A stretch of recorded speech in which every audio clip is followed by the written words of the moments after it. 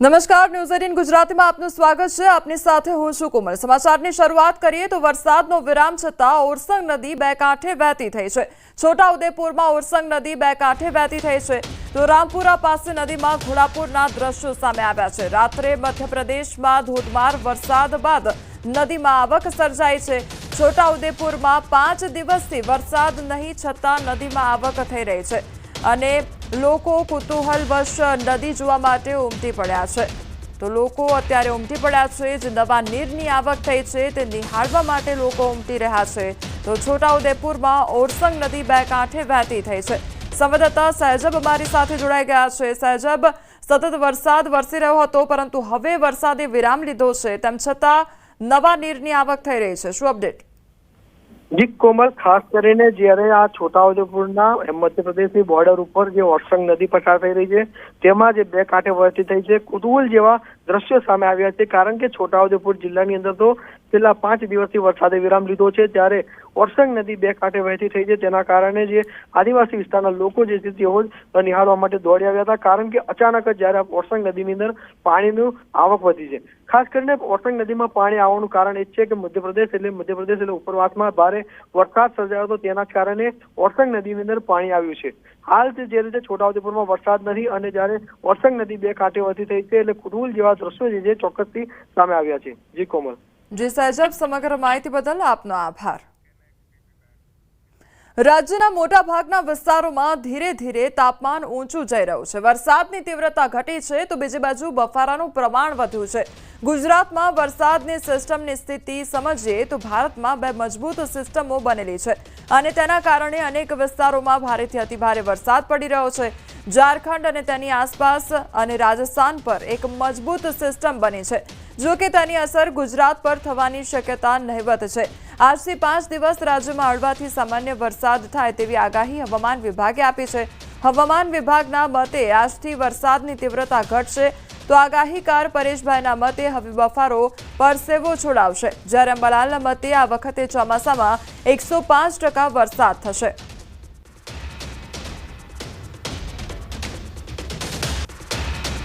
હમણાં કોઈ વરસાદની શક્યતાઓ નથી। ખાસ કરીને 700 એચપીએ લેવલે અને 850 એચપીએ લેવલે ભેજ ઘટી રહ્યો છે। સિસ્ટમ કોઈ ત્યાં સક્રિય નથી અને 500 એચપીએ લેવલે જે ઘણા સમયથી ગાઢ વાદળ હતા એ ગાઢ વાદળ પણ વધારે પડતા પવનની ઝડપને કારણે વિખાઈ રહ્યા છે। એટલે હવે આપણે ધીમે ધીમે તાપમાન છે એ લગભગ 3 થી 4 ડિગ્રી સુધી ઊંચું આવશે।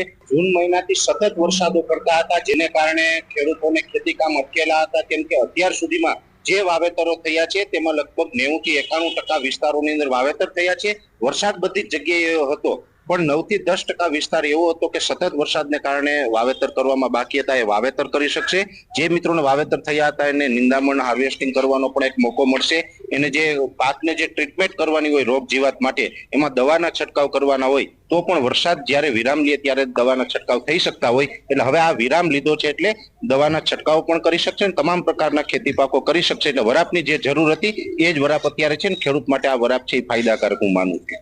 हाँ, अभी जो हमारा एक्सटेंडेड रेंज मॉडल फोरकास्ट है, इसमें अगले का जो दिन आ रहे हैं इसमें थोड़ा सा बारिश की एक्टिविटी कम होगी। बिलो नॉर्मल का कुछ सामान्य से नीचे रहने का पूर्वानुमान दिखा रहे हैं मॉडल।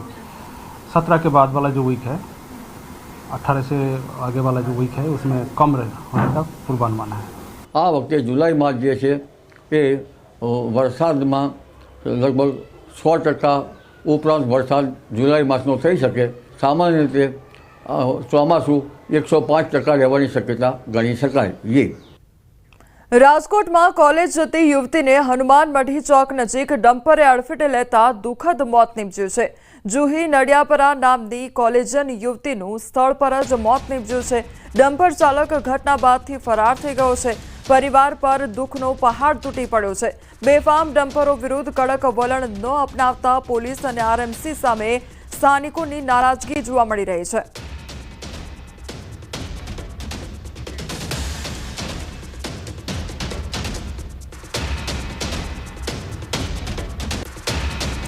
તો અકસ્માત સર્જનાર ડમ્પર અંગે ખુલાસો થયો છે। આરએમસી કોન્ટ્રાક્ટરના GJ36T0197 નંબરના ડમ્પરે અકસ્માત સર્જ્યો હતો।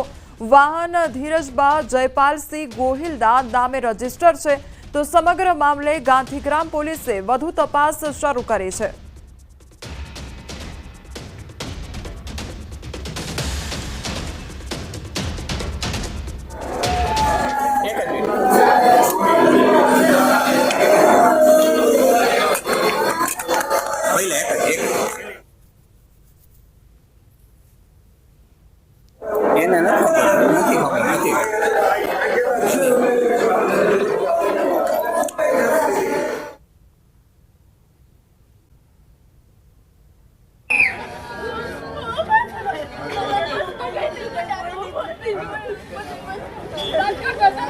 આવી બને પણ જ્યારે આપણી ઉપર આવે ત્યારે ખરેખર પ્રતિબંધ હોવો જોઈએ વાહનમાં કોકના કાળજાના કટકા છીનવાઈ જાય। આરએમસી ની કેટલી મોટી બેદરકારી બધાયની આમાં તો બધાયનો ગુનો લાગુ પડે કેમ કે આ વાહન જ્યારે સ્કૂલનો ટાઈમ હોય આવા ટાઈમે ન રહેવું। ડમ્પરની અડફેટે આવતા જે છે એક વિદ્યાર્થીનું મોત થયું છે। અહીંયા માતાની હાલત જોઈ શકાય છે, એમનો પરિવાર છે તે જે રડી રહ્યો છે, આક્રંદ જોવા મળી રહ્યું છે। હાલ આપણી સાથે અહીં પરિવારજનો છે। બેન, શું આખી ઘટના બની હતી? મારી દીકરી કોલેજે જતી હતી, પછી એક્સિડન્ટ થયું, ટાયર માથામાં ભરી ગયું, કોલેજે જતી હતી કંસાગ્રામાં, અહીંયા શીતલપાક ચોકડી હતી, બજરંગવાડીમાં રહી।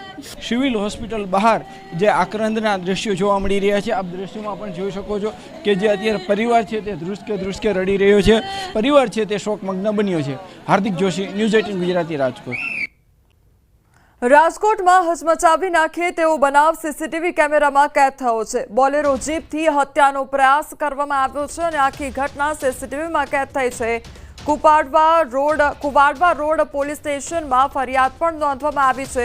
નવા ગામ આણંદપર ગામે રહેતા નરેશ ઠાકોર નામના વ્યક્તિ વિરુદ્ધ ફરિયાદ નોંધવામાં આવી છે। ગભરુ સાસકિયા નામના વ્યક્તિએ ફરિયાદ નોંધાવી છે। તો ગભરુના ભાઈ શૈલેષભાઈ અને નરેશ ઠાકોર વચ્ચે અગાઉ બોલાચાલી થઈ હતી। વાહન અડકવા જેવી બાબતે બોલાચાલી થઈ હતી અને જૂની બોલાચાલીની અદાવત રાખી હત્યાનો પ્રયાસ હાથ ધરવામાં આવ્યો છે। તો બોલેરો વડે હત્યાનો પ્રયાસ કરવામાં આવ્યો હતો અને આખી ઘટના સીસીટીવી કેમેરામાં કેદ થઈ છે।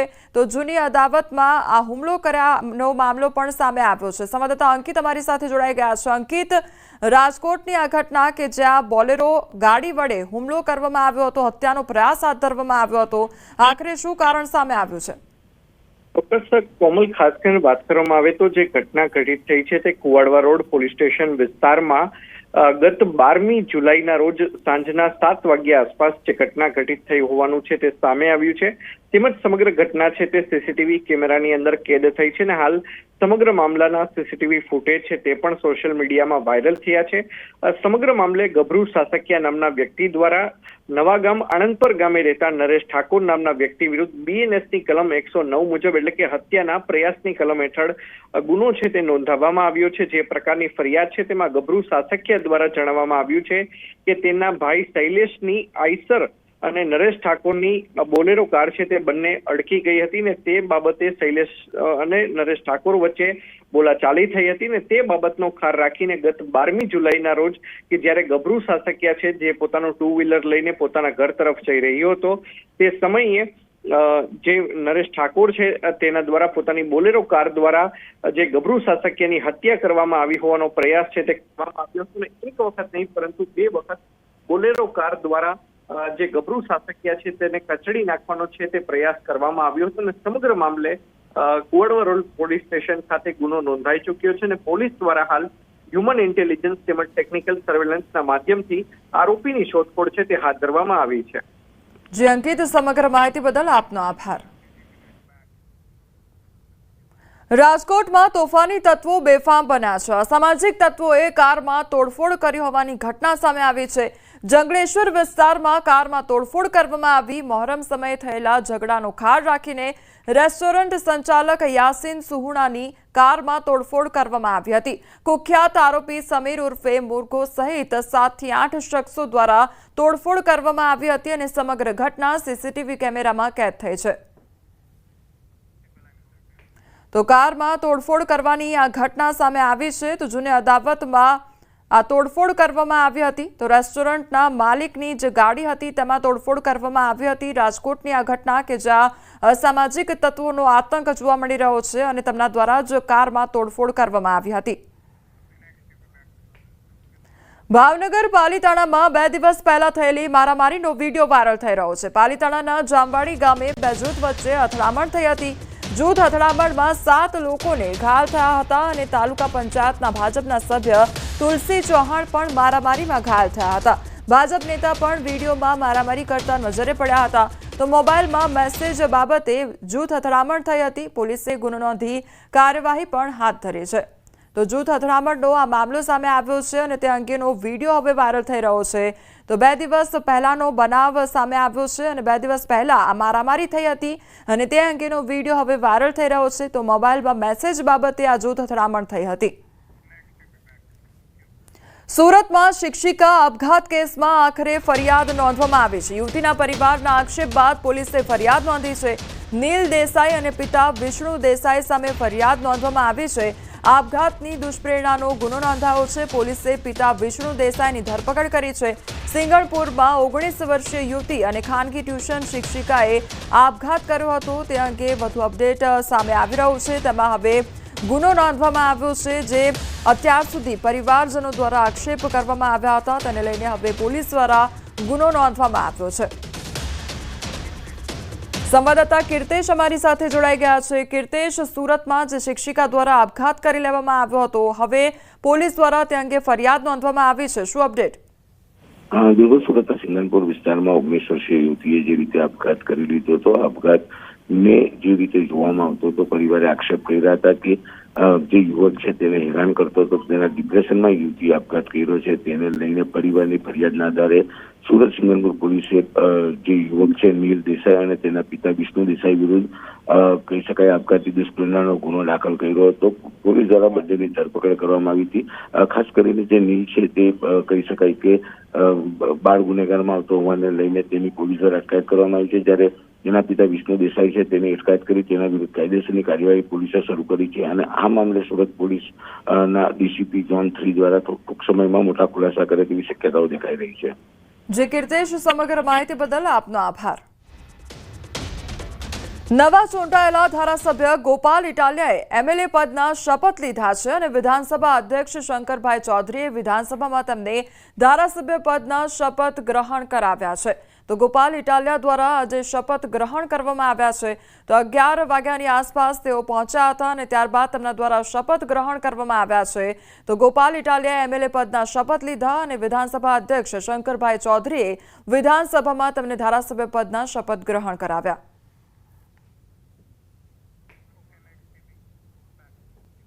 જૂનાગઢના વિસાવદર, ભેંસાણ અને ગ્રામ્ય વિસ્તારોમાં બિસ્માર રસ્તાઓથી ગ્રામજનો હેરાન પરેશાન થઈ રહ્યા છે। ત્યારે આ મામલે પૂર્વ ધારાસભ્ય હર્ષદ રીબડિયાએ માર્ગ અને મકાન સ્ટેટ તેમજ પંચાયત વિભાગને પત્ર લખ્યો। બિસ્માર રસ્તાઓથી સ્થાનિકોને ભારે હાલાકીનો સામનો થતો હોવાનું જણાવી દેવામાં આવ્યું છે। ત્યારે તાત્કાલિક સમારકામની માંગ પણ કરવામાં આવી છે।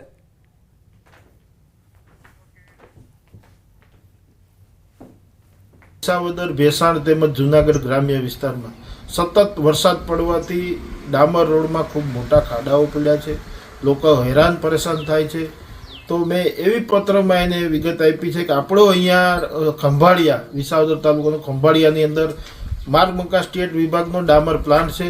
એ ડામર પ્લાન્ટ તાત્કાલિક ચાલુ કરીને માર્ગ મકાન પંચાયત તેમજ સ્ટેટ વિભાગના જે કોઈ રસ્તા છે એમાં મજબૂતાઈથી ડામરના પેચ થાય અને રોલર ચાલુ હોવું જોઈએ। હવે આગળ વાત કરીશું સાબર ડેરીનો વિરોધ શાંત પડશે કે કેમ તેના વિશે।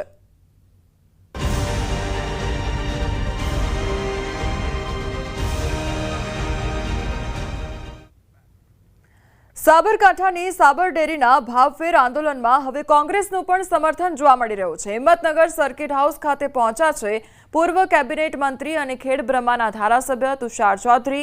સાબર ડેરી ખાતે બનેલી ઘટનાના વિરોધમાં બેઠક પણ યોજવામાં આવી છે।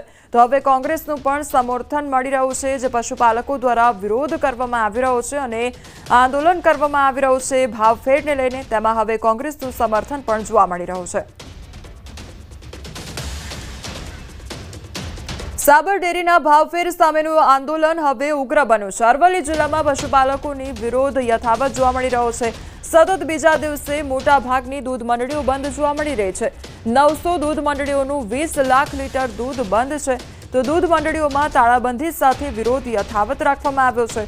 ભાવફેરમાં 25% નફાની માંગણી ઉગ્ર બની ગઈ છે।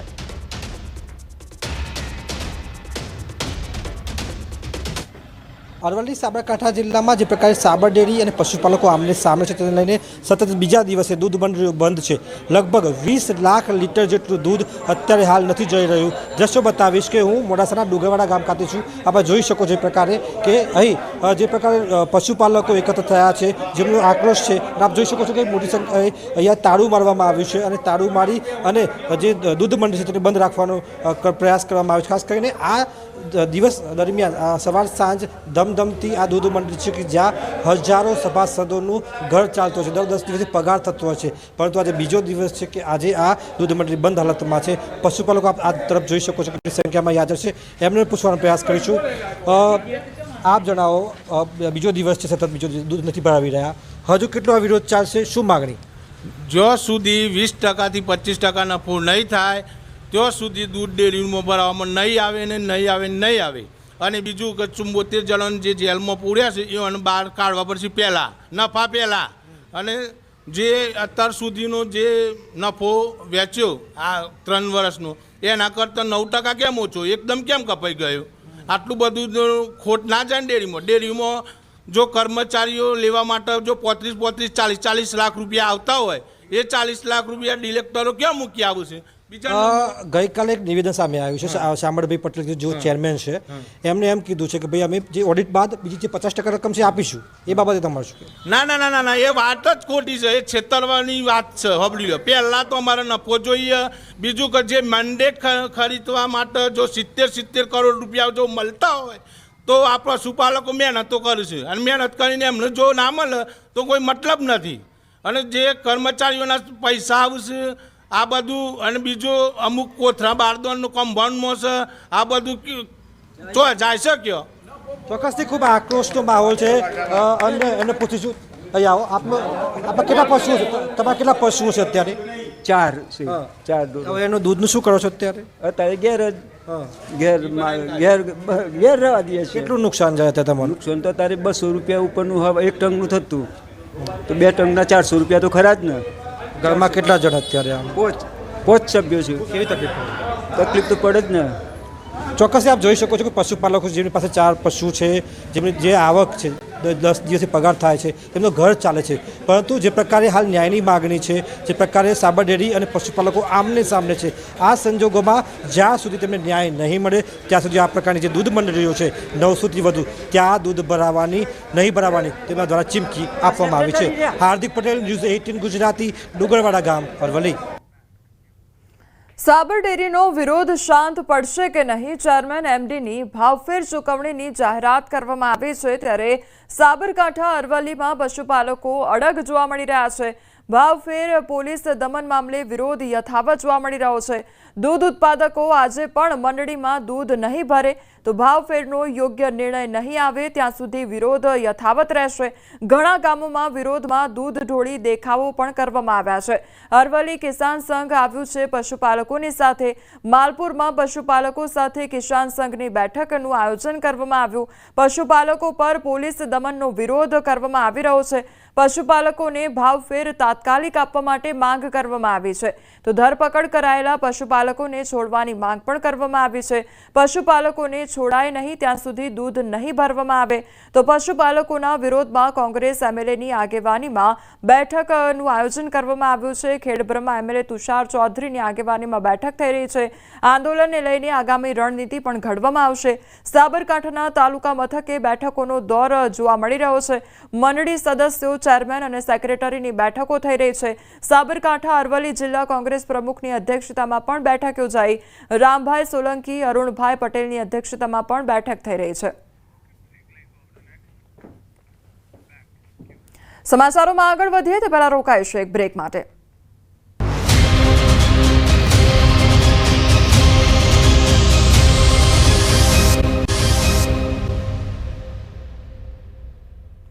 બ્રેક બાદ આપનું સ્વાગત છે। સમાચારમાં આગળ વધીએ તો અમરેલીનો અતિ જર્જરિત ઢેબી બ્રિજ રાતોરાત બંધ કરી દેવામાં આવ્યો છે અને બ્રિજ પર માટીના ઢગલા કરી દેવામાં આવ્યા છે।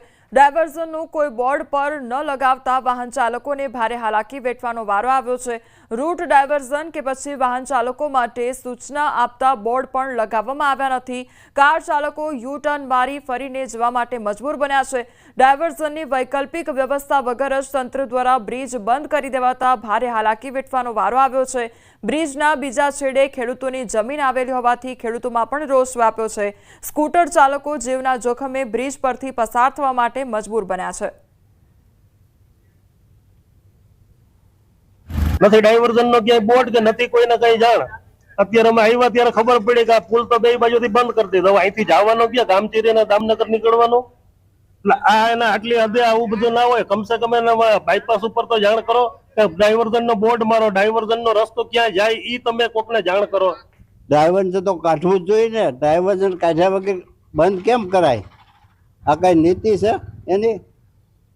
આવ પૈસા જ ખાઈ જવા બધીથી એમને બંધ કરી દેવું। હાવ રોડ બંધ કરી દે, ક્યાંક ડાયવર્ઝન તો કાઢવું જોઈએ ને। બોર્ડ ક્યાંય બોર્ડ મારે નથી, ક્યાંય લેવા દેવા નથી, તાત્કાલિક બંધ કરી દીધો। ડાયવર્ઝન તો કાઢવું જ જોઈએ ને। ડાયવર્ઝન કાઢ્યા વગર બંધ કેમ કરાય? આ કઈ નીતિ છે એની? આવ પૈસા જ ખાઈ જવા બધીથી એમને બંધ કરી દેવું। હાવ રોડ બંધ કરી દે, ક્યાંક ડાયવર્ઝન તો કાઢવું જોઈએ ને। બોર્ડ ક્યાંય બોર્ડ મારે નથી, ક્યાંય લેવા દેવા નથી, તાત્કાલિક બંધ કરી દીધો। ગંભીરા બ્રિજ દુર્ઘટના બાદ અમરેલીના ઠેબી બ્રિજની જર્જરિત હાલત ન્યૂઝ 18 ગુજરાતી પર થોડા દિવસો પહેલા જ બતાવવામાં આવી હતી।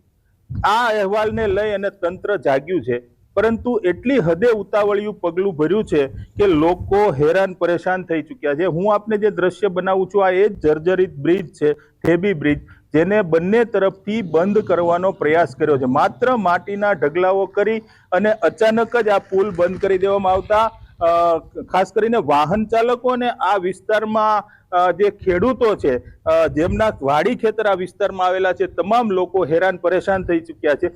સૌથી મોટી ગંભીર બેદરકારી એ છે કે પુલની બંને સાઈડ નથી ડાયવર્ઝનના બોર્ડ કે નથી આ પુલ બંધ કરવામાં આવ્યો હોવાની સૂચનાના બોર્ડ, જેના કારણે અનેક વાહન ચાલકો પરેશાન થઈ રહ્યા છે। બ્રિજ જર્જરિત છે, તે બંધ કરવો જરૂરી હતો, પરંતુ શું રાતમાં બંધ કરી દેવો પડે એટલી હદે જરૂરી હતો? શક્ય છે કે આ બ્રિજમાં એવી કોઈ વ્યવસ્થા ઊભી કરવામાં આવે કે નાના વાહનો ચાલી શકે અથવા તો ખેડૂતોના ટ્રેક્ટરો ચાલી શકે, પરંતુ તંત્રએ કોઈ જ દરકાર લીધી નથી અને ઉતાવળિયો નિર્ણય કરી અને લોકોને હેરાન પરેશાન કરી મૂક્યા છે। રાજન ગઢિયા, ન્યૂઝ 18 ગુજરાતી, અમરેલી।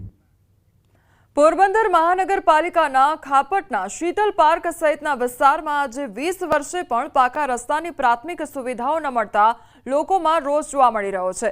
હાલ ચોમાસાના સમયમાં તો કાદવ કીચડના કારણે લોકોને ચાલીને તથા વાહન ચલાવવા પણ મુશ્કેલ બન્યા છે।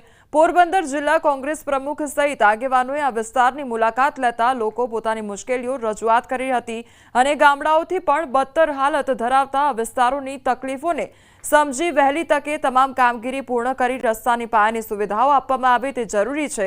તમામ વેરાઓ સમયસર ભરતા નાગરિકોને પ્રાથમિક સુવિધાઓ આપવામાં ન આવતા સ્થાનિકોમાં ભારે રોષ જોવા મળી રહ્યો છે।